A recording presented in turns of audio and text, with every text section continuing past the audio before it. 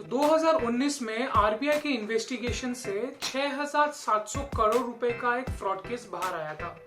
ये फ्रॉड हुआ था पीएमसी बैंक में, जिन्होंने 6,700 करोड़ रुपए के लोन्स दिए थे एक almost bankrupt company HDL limited को यूजिंग फेक अकाउंट्स। एंड ये इंडिया का one of the biggest cooperative bank fraud cases था। तो क्या ये बस एक वन ऑफ केस था? और आखिर इंडिया में इतने कोऑपरेटिव बैंक्स है ही कहां कि दैट इट शुड मैटर? तो मार्च 2020 के एंड तक के डेटा के मुताबिक इंडिया में 1,500 से भी ज्यादा अर्बन कोऑपरेटिव बैंक्स हैं और एक माइंड ब्लोइंग नंबर 97,000 से भी ज्यादा रूरल कोऑपरेटिव बैंक्स हैं। और अगर आप महाराष्ट्र में रहते हो तो आपको ऐसे कोऑपरेटिव बैंक्स गली गली में दिखेंगे, क्योंकि 1/3 of all the urban cooperative banks are present in Maharashtra alone. तो ये बात हो गई साइज की। तो अब ये देखते हैं कि आखिर कितने नंबर ऑफ फ्रॉड्स होते हैं इन कोऑपरेटिव बैंक्स में। तो हमारी फाइनेंस मिनिस्टर निर्मला सीतारमण जी ने ये कहा है कि फाइनेंशियल ईयर 2021 में 323 फ्रॉड केसेस रिपोर्ट हुए हैं अर्बन कोऑपरेटिव बैंक्स में एंड 482 फ्रॉड केसेस रिपोर्ट हुए हैं रूरल कोऑपरेटिव बैंक्स में। अब ये सुनने के लिए यही नंबर जो है ये काफी बड़ा लग रहा होगा, but in reality this is one of the best years. अगर आप जस्ट 2 साल पहले का डेटा कंपेयर करोगे, दैट इज फाइनेंशियल ईयर 2019 का डेटा कंपेयर करोगे, तो उस साल 1200 से भी ज्यादा अर्बन कोऑपरेटिव बैंक्स में फ्रॉड केसेस रिपोर्ट हुआ था। और जब ऐसे फ्रॉड केसेस एक्सपोज होते हैं ना, तो सबसे ज्यादा तकलीफ ना आम आदमी को ही होता है। तो फॉर एग्जाम्पल, अगर मैं पीएमसी बैंक के फ्रॉड केसेस को ही ले लूं, एक पर्सन के पूरे फैमिली का अर्निंग पीएमसी बैंक में था, who lived in Mulund area और इन मुंबई।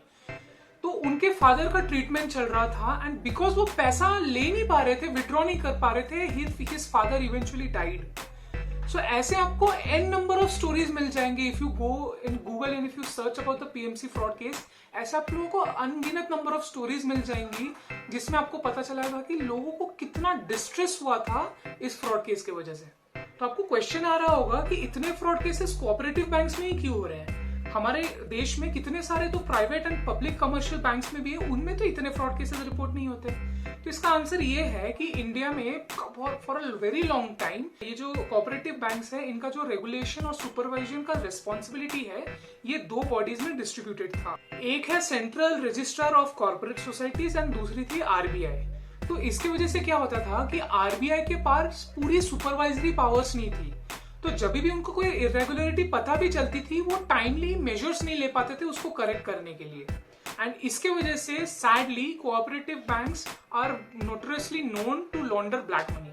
बट थैंकफुली सितंबर 2020 से इन कोऑपरेटिव बैंक्स को आरबीआई के रेगुलेटरी पावर के अंदर लाया गया है, एंड जिसका जो पॉजिटिव इम्पैक्ट है वो हम लोग होप कर रहे हैं कि धीरे धीरे विद टाइम हम लोग को दिखेगा। सो अब आते हैं सबसे इंपॉर्टेंट क्वेश्चन में, शुड वी इन्वेस्ट और deposit our money with cooperative banks?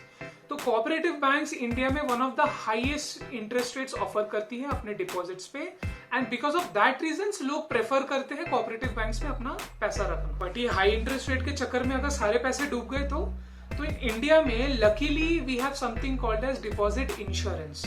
तो अगर आप किसी कमर्शियल बैंक के कस्टमर हो तो आपके 5 लाख रुपए तक का जो डिपॉजिट है वो आरबीआई की तरफ से इंश्योर्ड है।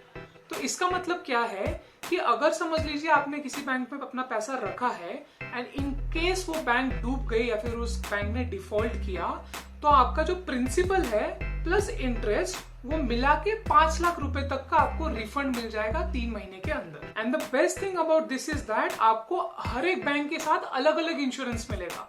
सो फॉर एन एग्जाम्पल, अगर आपके 3 बैंक अकाउंट्स है अलग अलग बैंक्स के साथ, तो आपको 5-5 लाख रुपए का सेपरेट इंश्योरेंस मिलेगा विद एवरी बैंक अकाउंट।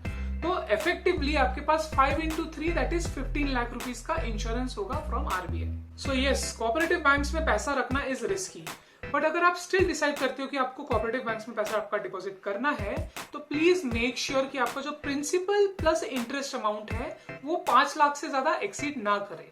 तो इससे आपको जो हायर रिटर्न की एक्सपेक्टेशन है वो भी मीट हो जाएगी, प्लस आपका पैसा सेफ भी रहेगा। तो अगर आपको ये वीडियो इन्फॉर्मेटिव लगा तो प्लीज इस वीडियो को लाइक कीजिए और सब्सक्राइब जरूर कीजिए।